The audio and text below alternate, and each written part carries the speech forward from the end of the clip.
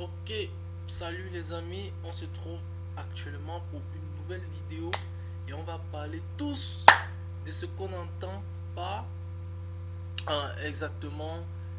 C'est une dernière vidéo en parlant d'OpenMP. Je voudrais vraiment faire une dernière vidéo afin de me libérer un peu sur cela. On va revenir là-dessus hein, lorsqu'on va vraiment faire des projets. Bon, cependant, en réalité, on va faire dans cette dernière vidéo là et on va parler donc de ceci, d'un bout de code que voici, n'est-ce pas? Et le bout de code ci est très simple. Là nous avons inclus pas mal de choses, n'est-ce pas? Nous avons inclus pas mal de choses. Bon, en réalité, les petites lacunes que j'avais dans les vidéos précédentes, c'est que en réalité il fallait normalement, nous pouvons également incorporer la bibliothèque directement OpenMP hein, dans certains, si le système nous le permet hein. Bon, quand il dit que entre guillemets si le système nous permet, ça veut dire que quelque part quand j'utilise la bibliothèque OpenMP, je n'ai pas prédéfini ça ici là, mais en réalité ça s'exécute. Par contre, je pouvais aussi prédéfinir en disant include openmp.h. Ça n'aura aucun problème. Hein? Ça n'aura aucun problème. Donc, en réalité, on peut me le faire maintenant. Include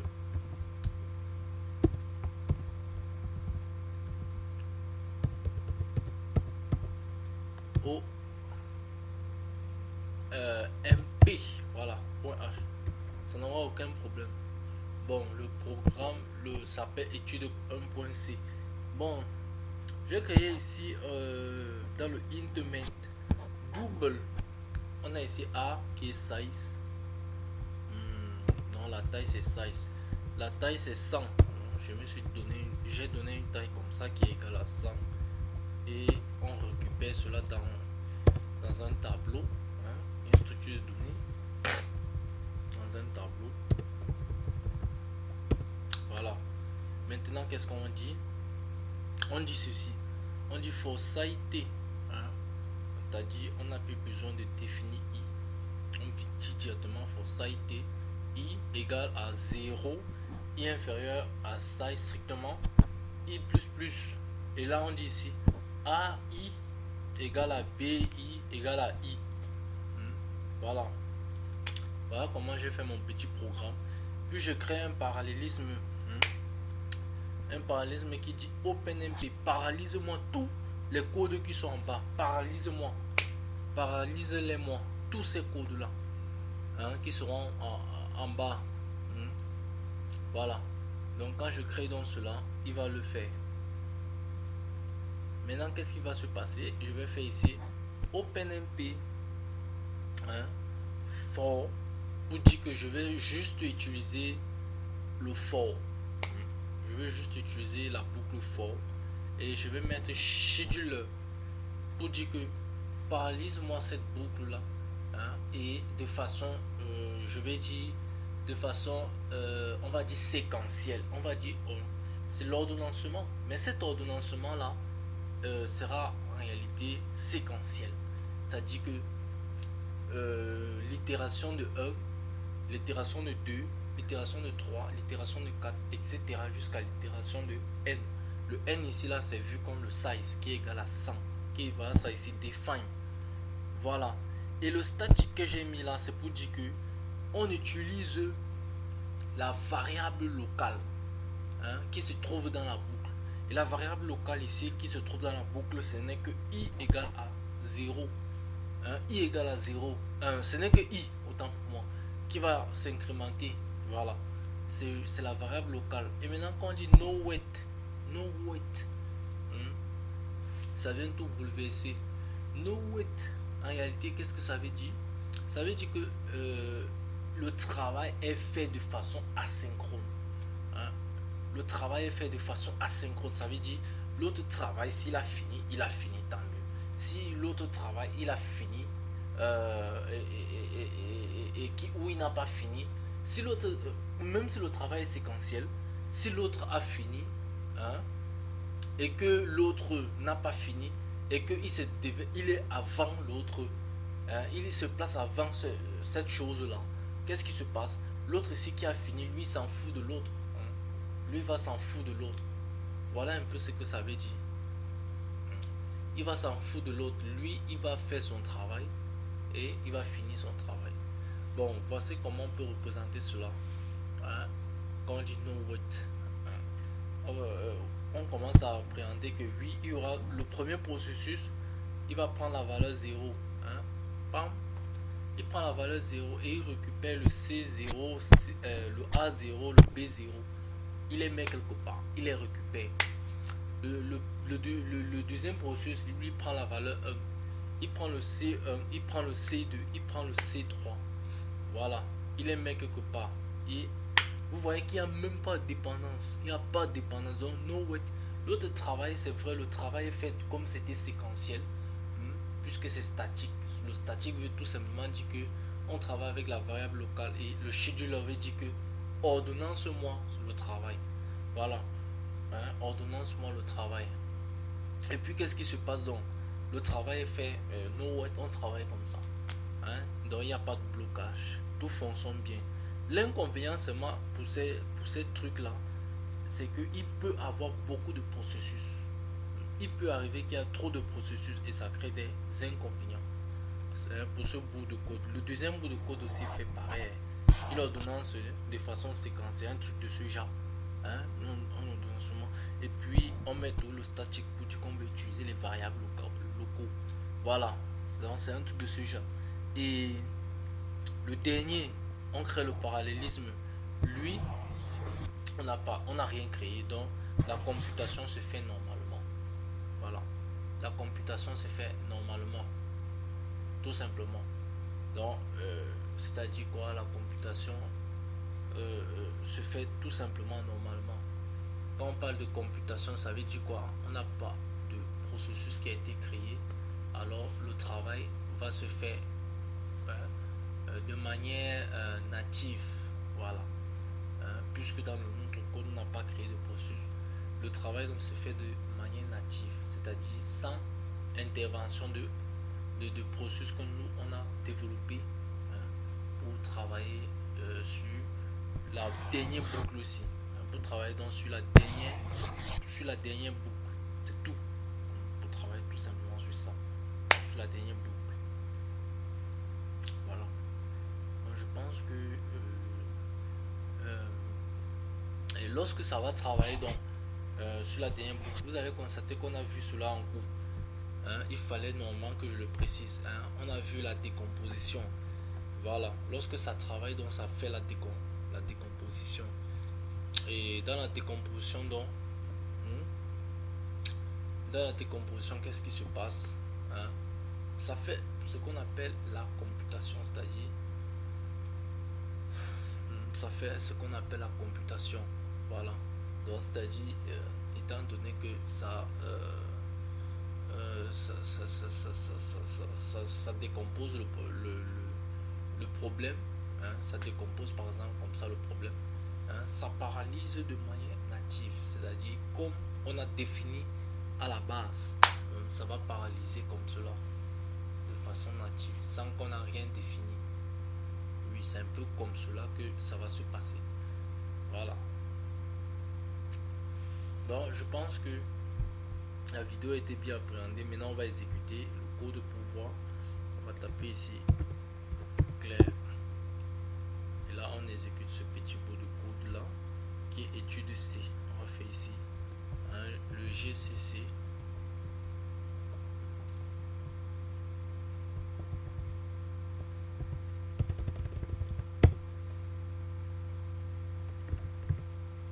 Étude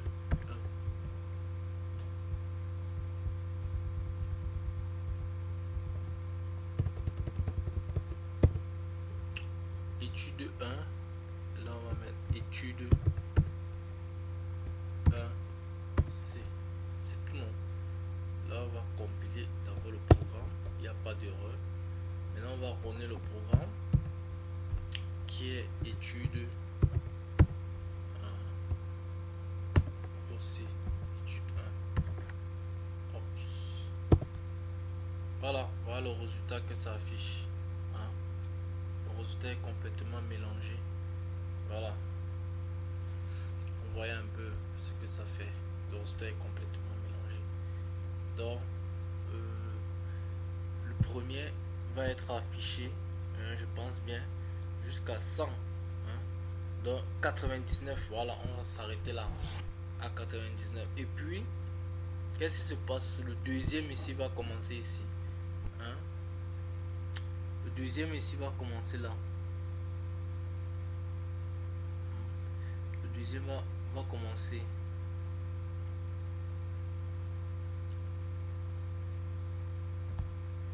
Ça, 82, 82, 19. Et puis le deuxième commence.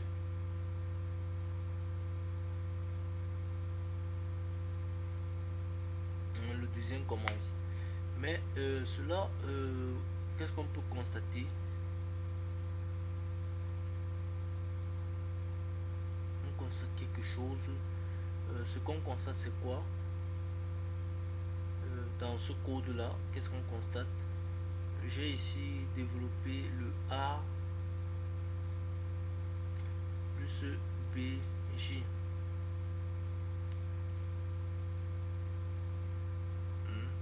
Selon les valeurs qu'on a stockées là, n'est-ce pas? On fait ici 1. 1 plus 1, ça fait 2. C'est ça. 0 plus 0. Et puis 1 plus 1. Voilà.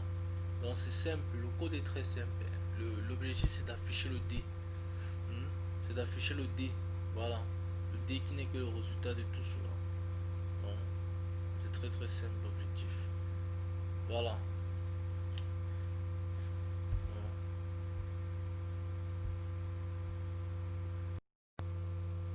Donc en réalité quand je parlais de décomposition, j'étais juste en train de faire appeler quelque chose. C'était dit que bon, en réalité j'ai constaté que on décompose le problème parce qu'on veut paralyser. Et quand on parle de manière native, c'est-à-dire on fait une décomposition de manière plus native, ce qu'on appelle la computation, ce que l'ordinateur lui-même devrait travailler. Alors on constate quoi? On constate quelque chose de très simple. Lui va travailler normalement, c'est-à-dire quand on fait pour, si il n'y avait pas paralysation, si on n'avait pas paralysé le programme, pour i égale à 1, il travaille, séquentiel, il finit. Pour i égale à 2, il finit. Pour i égale à 3, il finit. Or l'avantage de paralyser, c'est que ça, c'est vrai que ça prend beaucoup de ressources en mémoire. Il décompose directement et il voit où il doit travailler. Il travaille. Voilà. C'est ça un peu la différence entre un système qui n'est pas un système qui travaille de manière séquentielle et un système qui travaille de façon parallèle. Voilà, c'est un peu ça aussi la différence. Notamment c'est ça, c'est une très grande différence aussi qu'il faut noter. Sans penser, puisque c'était une petite analyse, puisque dans le cours on a parlé de beaucoup de choses, qui a la communication, la synchronisation.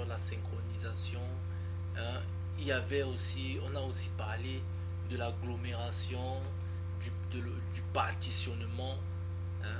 Tout cela sont des techniques. Ce sont des techniques toujours que on fait. Le partitionnement, on a parlé de la coordination, on a parlé donc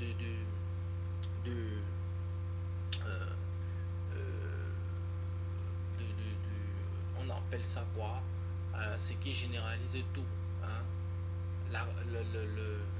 Bon, le thème ne me vient pas dans l'esprit, on va parler de ça tout à l'heure. Entrons ici.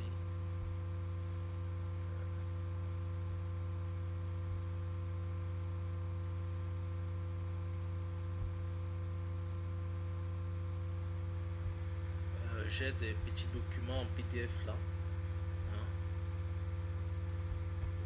Attendez, on va voir ça tout à l'heure.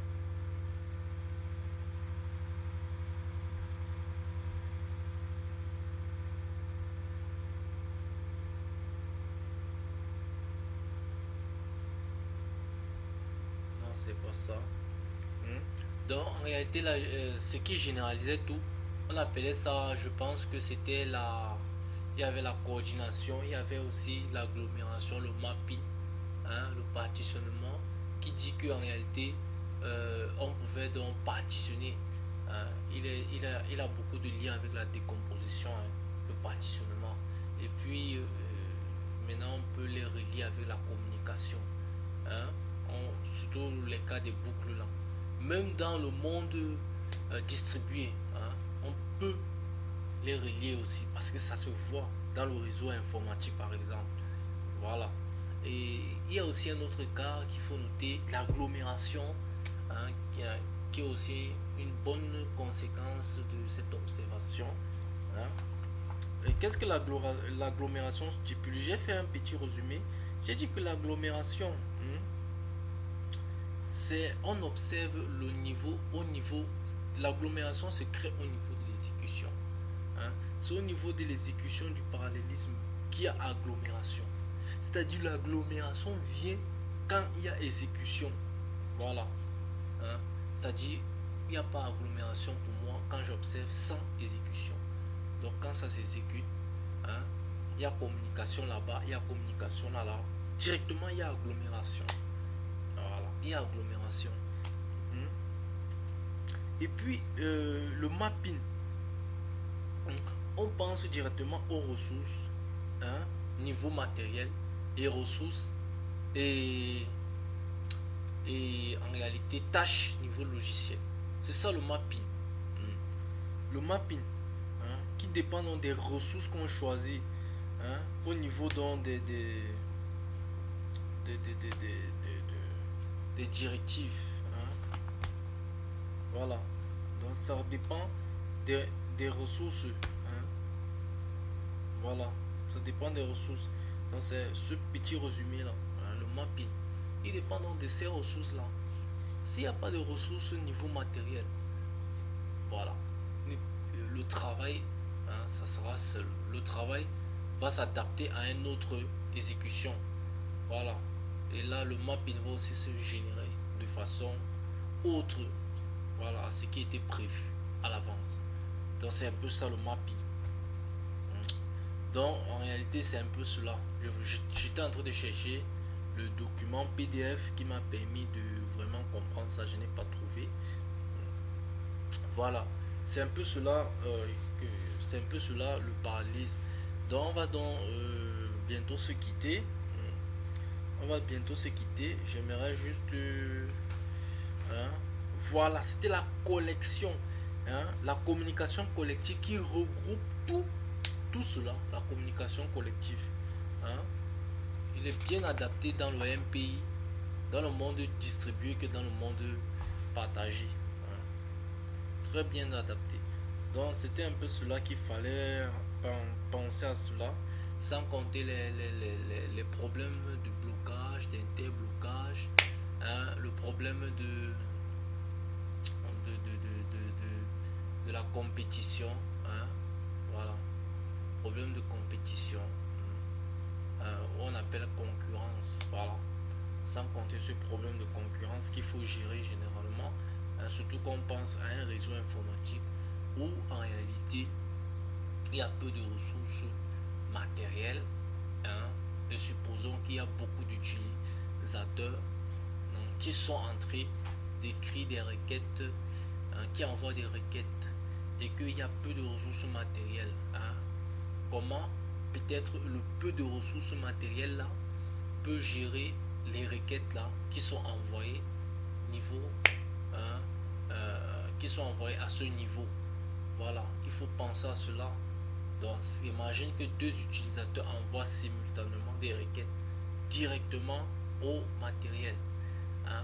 Là il y a concurrence et on bloque le travail, le travail reste bloqué pour toujours. Voilà, le travail reste bloqué pour toujours. Donc il y a blocage et tout cela, ça reste bloqué pour toujours. Jusqu'à quand? Jusqu'à ce que les autres tâches qui sont extrêmement pleines finissent par exemple de faire le travail. avant que les deux tâches maintenant peuvent travailler, par exemple. Hein, c'est un peu cela, le problème de concurrence. Hein. Voilà. Imaginons que dans une machine, la machine est en train de travailler. Tellement que la machine travaille que le système d'exploitation lui-même qui a réparti les tâches, hein, qui a reparti les tâches, hein, et, fournit des signaux, c'est-à-dire travaille en même temps avec les logiciels, là, ces logiciels du parallélisme, supposons tout simplement comme ça. Et puis qu'est-ce qui se passe? Qu'est-ce qui se passe? On envoie toujours des requêtes comme cela.